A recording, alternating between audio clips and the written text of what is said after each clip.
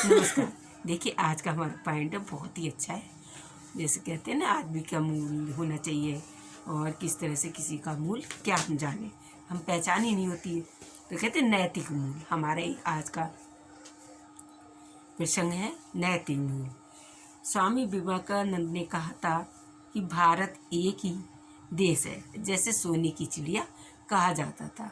और अब भी नैतिक मूल्यों का सब ग्रंथ है हमारे ज्ञान की दृष्टि से। हमारा ज्ञान की दृष्टि क्या है? अधिक भाव से, जैसे पर्वतों में शंकर भगवान बस रहे हैं और दीपक से एक दीपक कितना उजाला होता है, जलता है ना, तो हम उसका मूल कितना होता है। इस तरह से हम इन शब्दों को और इन उदाहरणों को मूल के रूप में, नैतिक मूल के जिसे बोलते हैं, पहचानें और समझें। जिससे कि यही कारण है कि इन दोनों देश में महिलाओं के खिलाफ यौन उत्पीड़न, शोषण और जैसे आज सब कुछ तेज़ी से बढ़ रहे हैं। इसलिए हो रहा है कि नए सामाजिक कारण हमारे नैतिक जीवन का कोई मूल का कोई पता नहीं है और कोई समझता नहीं है एक दूसरे को। नारी को तो ऐसे समझ रहे हैं जैसे बिल्कुल मूली गाजर। इस तरह से नारी का कोई मूल नहीं है, कोई अस्तित्व नहीं है। हमारे देश में कितनी भ्रष्टाचार, कितनी अफवाहें, कितनी उस तरह से क्या क्या फैल रहा है। तो हमारे देश में जो है ऐसी नैतिक मूल का रूप में कोई न मूल जान रहा है, न पहचान रहा है, न समझ रहा है। तो हम जो है नारी का सम्मान करें, एक दूसरे के प्रति जो है मूल जो है नैतिक मूल, उसको समझाएं, जाने क्या है, पहचाने।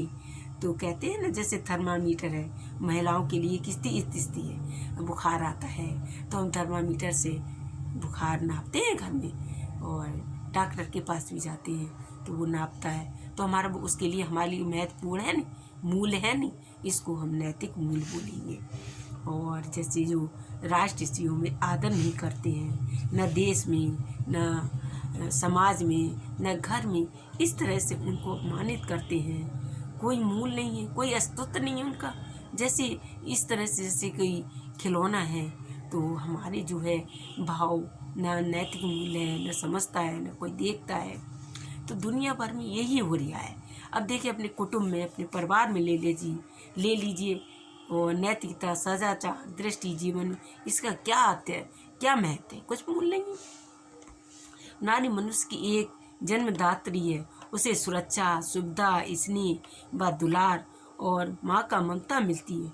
पुरुष को बलिष्ठता नारों पर ही निर्भर है।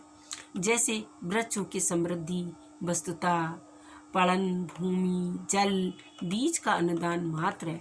इन चारों का स्नेह भी स्थित है और वृक्ष के अस्तित्व भी हमारे लिए बहुत ही नैतिक महत्वपूर्ण मूल्य है।